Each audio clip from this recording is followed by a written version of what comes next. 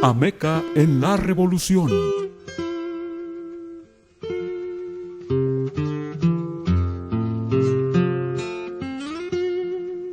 El día 22 de febrero de 1913 fue asesinado el presidente de la República Mexicana, don Francisco I. Madero, e igualmente, el mismo día y a la misma hora, también fue muerto el vicepresidente, don José María Pino Suárez. Los asesinos materiales fueron Francisco Cárdenas y Rafael Pimienta, respectivamente. Estos asesinatos fueron ordenados por el usurpador general Victoriano Huerta para en esta forma adueñarse del poder ejecutivo federal. Fue una maniobra de un trío de militares compuesto por los generales Victoriano Huerta, Félix Díaz y Manuel Mondragón, quienes en su conjunto fraguaron la eliminación de las más altas autoridades de la nación. Pero el responsable directo de la traición y sangrientos sucesos lo fue el general Huerta, a quien posteriormente le llamaron el Chacal. En 1910, iremos año primero, comenzó la oposición de don Francisco y Madero. A consecuencia de estos asesinatos, inmediatamente surgieron vengadores o defensores de un gobierno constitucional, apareciendo entre estos don Venustiano Carranza, que en ese entonces era el gobernador de Coahuila, y así otros más en diferentes estados de la República, tocándole a Ameca que en ese municipio se levantara en armas un vecino de la población llamado Julián Real. Este ciudadano, en el mes de marzo de 1913, se fue a la serranía y juntamente con él 6 u 8 individuos de la misma población de Ameca, quien poco a poco logró engrosar el número de levantados en armas y que nunca pasaron de 80 a 100 revolucionarios armados que lo acompañaban, y su periodo de rebeldía duró de 12 a 15 meses. El número de esos descontentos fueron cuando más unos 100 y todos bravos como un tigre. Su plana mayor estaba formada por Apolinar Aguayo de Arroyo Hondo, que la hacía de asistente de Julián Real. Gerardo Flores, apodado El Bermejo, era de El Sabino. Simón Covarrubias, el Cara Blanca, de Juchitlán. Quirino Medina, de Ameca. Darío Arbizu, de Ameca. Eliseo Santillán, de El Cabezón. Porfirio González Jr., de Ameca. Basilio y Santos Ahumada, de El Cuis. Y Rafael Ramírez, de Ameca. El resto, para completar 80 o 100 como antes lo habíamos mencionado, eran unos de Ameca y otros de las haciendas y rancherías del mismo municipio. Este grupo de defensores de la legalidad, quienes se los llamaba constitucionalistas, o al menos así lo hacía llamar la revolución de entonces, siempre anduvieron recorriendo las zonas de Unión de Tula, Autlán de la Grana, El Grullo, Cihuatlán, Ayutla, Mascota, Talpa, Puerto de las Peñas, y su madriguera principal siempre fue el municipio de Ameca, merodeando por la serranía de Las Moras, por el Magistral, la Cantería, el Cerro de la Tetilla, Palmarejo y la Barranca del Cuis. Las serranías en ese tiempo estaban cubiertas de espesos bosques donde podían ocultarse grupos de guerrilleros, ya fuera para salvarse o por medida estratégica. Para hacerse de recursos como alimentos, dinero, armas de fuego y caballos, tenían que asaltar poblaciones pequeñas, haciendas y rancherías.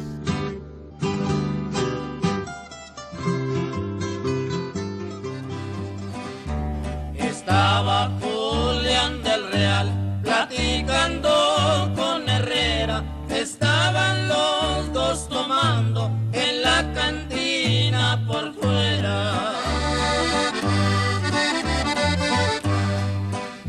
Cuando llegó un capitán, Julián, te vengo a arrestar, y le contesta Julián, usted no me ha de llevar. Le contestó el capitán, Julián, yo vengo a llevarte, entrégame tu pistola, que yo no quiero matarte. Pero, ¿cómo era Julián Real? Julián Real era un hombre en ese entonces de unos 25 años de edad, quien se hizo muy famoso por esa época. Era de baja estatura y con muchas pecas en la cara, pero eso sí, con un valor a toda prueba, demostrado en sus acciones guerrilleras. En cuanto a su modo de operar, si alguna población hacía resistencia armada y esta era vencida por los atacantes, estos entraban a sangre y fuego a donde se les hiciera oposición, y al tomar la plaza eran quemados algunos comercios, saqueadas algunas casas particulares, asesinados algunos vecinos y de pilón los préstamos forzosos eran más crecidos. Los vecinos principales se escondían y quienes tenían dinero constante y sonante lo ponían bajo tierra. En los primeros meses del año de 1914, el país se encontraba hecho una hoguera. El usurpador general Victoriano Huerta, con su ejército federal compuesto por cerca de 60,000 soldados, estos lo sostenían en el poder.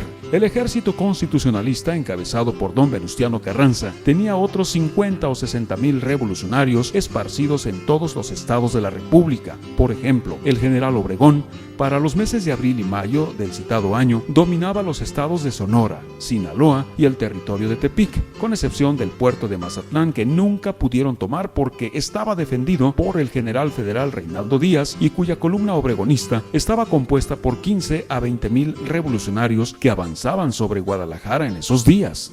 El general Francisco Villa, con su poderosa división del norte, con cerca de 20 a 25,000 revolucionarios, dominaba los estados de Chihuahua, Nuevo León, Coahuila, Durango y San Luis Potosí.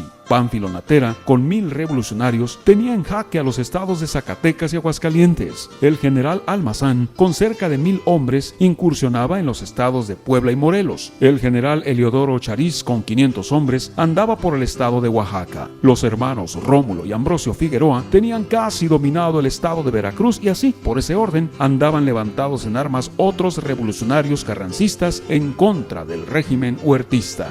Estaban, como suele decirse, de poder a poder ambos combatientes y peleaban con toda la valentía un ejército contra del otro, con la ventaja en su favor los constitucionalistas, ya que contaban con el apoyo decidido del gobierno de los Estados Unidos.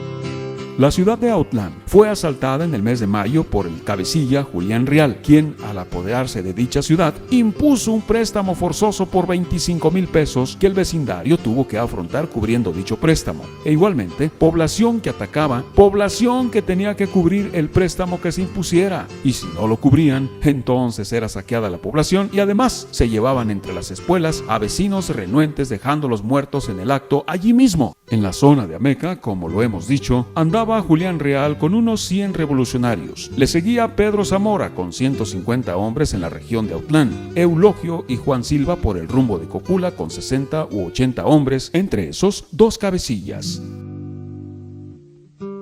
Todo el mes de mayo de 1914 estuvieron concentrándose en Ameca las fuerzas federales que guarnecían la zona de Autlán, Unión de Tula, Tecolotlán, Tenamaztlán, Mascota, Puerto de las Peñas, Talpa y Atenguillo.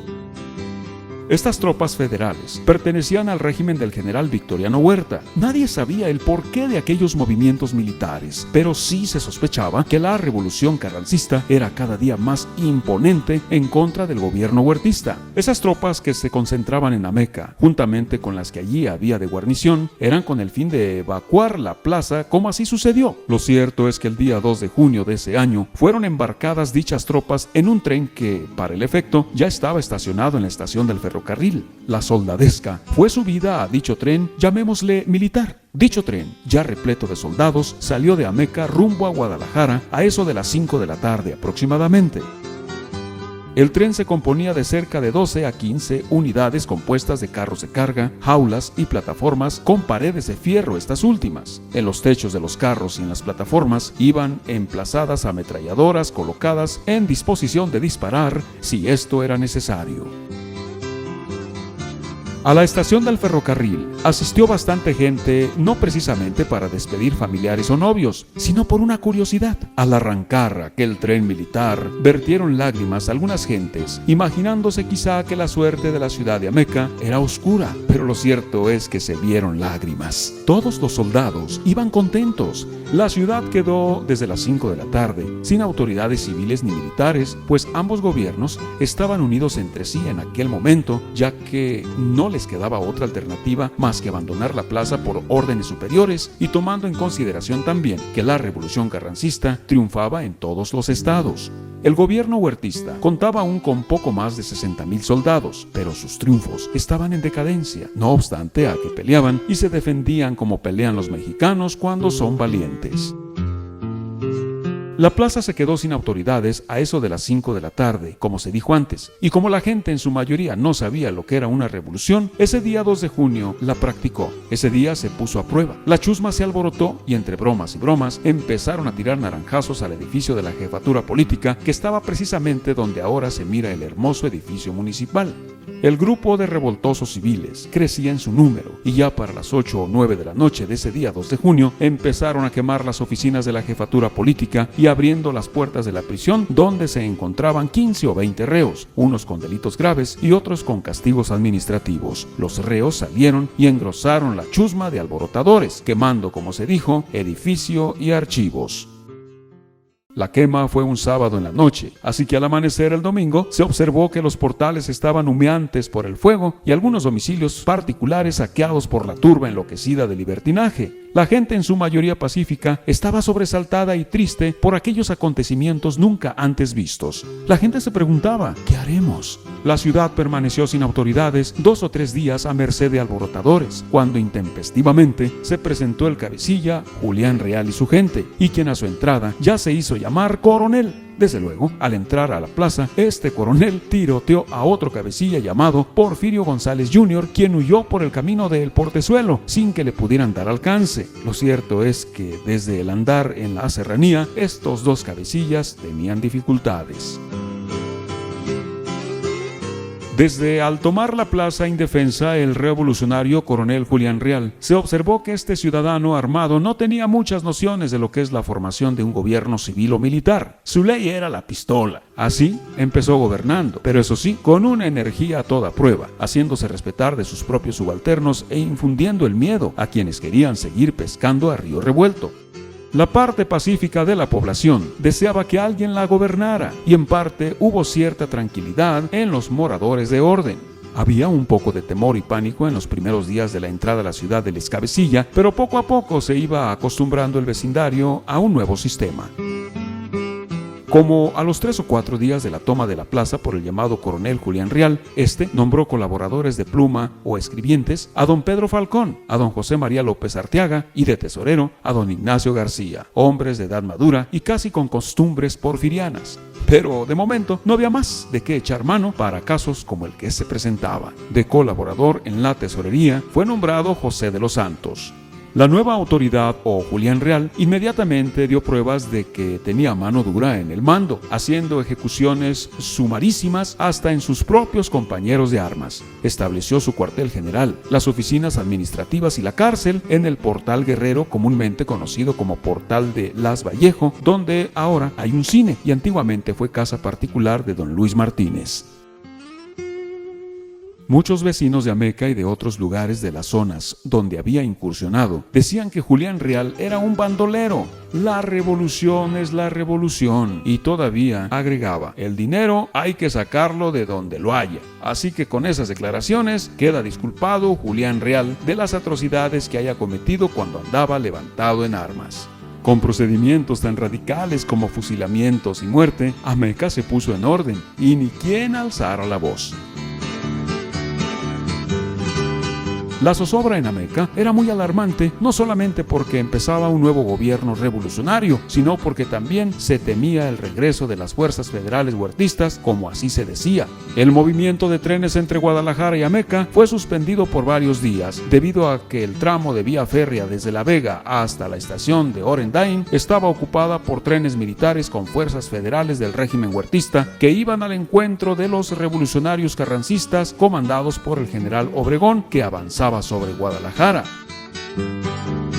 Las tropas federales huertistas iban de Guadalajara a Ameca y era una columna de 10 a 12,000 soldados. Ese ejército salió de Guadalajara por la vía del ferrocarril, ocupando 6 u 8 trenes militares que ocuparon un trayecto de vía desde La Venta hasta la estación Orendain, dizque con el objetivo de tener un encuentro con las tropas revolucionarias que estaban acampadas en San Marcos, Etzatlán y Ahualulco, comandadas estas por el general Álvaro Obregón como jefe del ejército revolucionario carrancista. El encuentro de estos dos ejércitos, federal y constitucionalista, tuvo verificativo en los llanos de Orendain a fines de junio de 1914, sin que pudieran llegar a Ameca las fuerzas federales, porque los constitucionalistas los detuvieron en Orendain.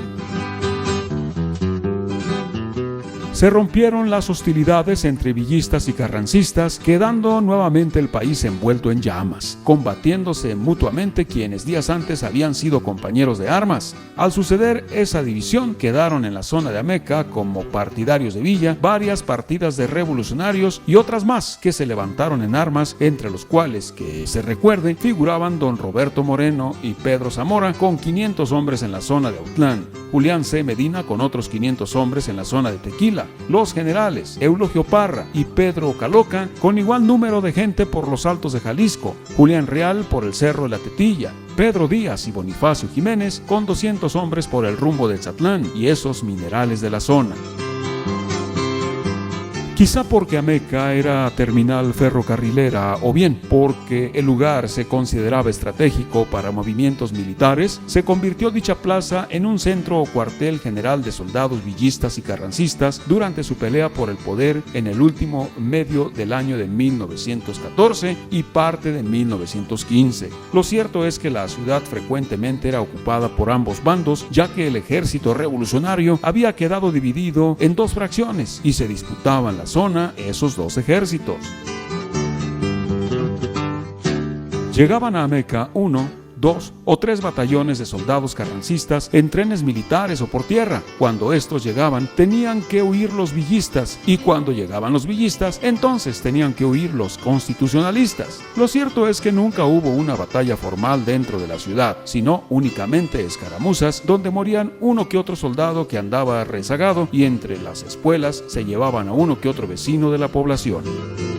Para esos ataques o sorpresas a la ciudad se impuso un sistema de alarma que consistía en que cuando estaban dentro de la población los villistas, ponían un soldado en lo más alto de la torre de la parroquia que servía de vigía, y este observara si se acercaba a algún tren militar o si por tierra llegaban algunos trenes enemigos, y si dicho centinela se daba cuenta de que el enemigo se acercaba, entonces con la campana mayor daba 3 campanadas. Al escucharse estas, inmediatamente empezaban las carreras de soldados por las calles para afortunarse o huir, e igualmente así lo hacían los carrancistas si a ellos les tocaba el turno. Claro que en ese corretear morían uno que otro transeúnte que no alcanzaba a llegar a su domicilio, ya fuera porque lo agarraban desprevenido o bien porque no sabía contestar el alto ¿quién vive? Y como muchos de los ciudadanos no sabían de esas contraseñas militares, allí quedaban acribillados a tiros por la tropa que llegaba. La región de Ameca y sobre todo la ciudad siempre se veía atrayente y alegre debido a que constantemente estaba repleta de soldados y cada batallón que llegaba era acompañado por su correspondiente banda militar. Si eran regimientos de caballería, igualmente los acompañaba su conjunto de músicos que también formaban banda militar. Así que casi siempre había 1 o 2 bandas militares en la población y algunas veces hasta 3 bandas. Estas bandas militares casi siempre tocaban por las tardes frente a los cuarteles donde estaban las oficinas de dichos cuarteles. Con mucha frecuencia por las noches, algunos de los oficiales que guarnecían la plaza ofrecían serenatas nocturnas a la población, y con algunas de las bandas militares que allí se encontraban, recorrían las calles de Ameca, donde se tocaban frecuentemente las melodías de la revolución como la de Lita y la Rielera, y que al son de esa bella música de esos tiempos y en los momentos de su mayor alegría, los oficiales de esos gallos balaceaban los focos de la luz eléctrica. Estas bandas militares recorrían las calles de la población y en los recorridos jamás molestaban al vecindario pacífico. Había ocasiones en que en Ameca se concentraban 2 o 3 regimientos de caballería y por esa razón había que alimentar la caballada de esas tropas, 1,400 caballos o poco más de 2,000. Como no había pesebres suficientes para darle el maíz a los caballos, primeramente se barrían las banquetas que servían de pesebres. Por ejemplo, se barrían las 4 cuadras que formaban el crucero de las calles de Iturbide, hoy Carrillo Puerto, y Acequia. En esas 4 cuadras se ponía un chorro de maíz en cada cuadra y allí comía la caballada. Una vez que se comían ese alimento, los caballos eran devueltos a los mesones que allí mismo en esas 4 cuadras se encontraban. Algunos de los mesones que existían en ese tiempo era el mesón Iturbide y el mesón de San Antonio, y esto lo hacían diariamente por las mañanas de todos los días.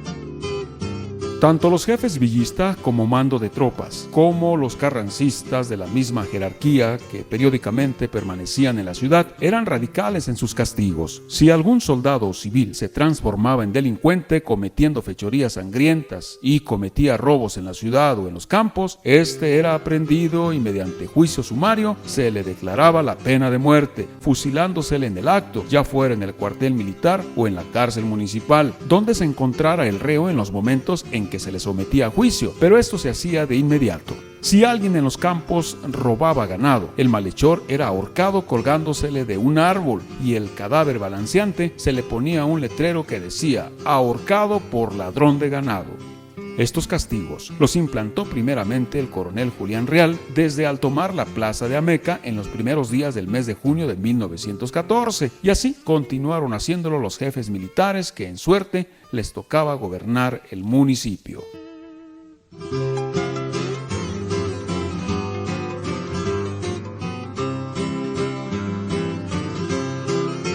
Intempestivamente, a finales de junio, llegó a Ameca el coronel Jesús Trujillo con 600 hombres perfectamente bien pertrechados, cuyos soldados eran de origen yaqui.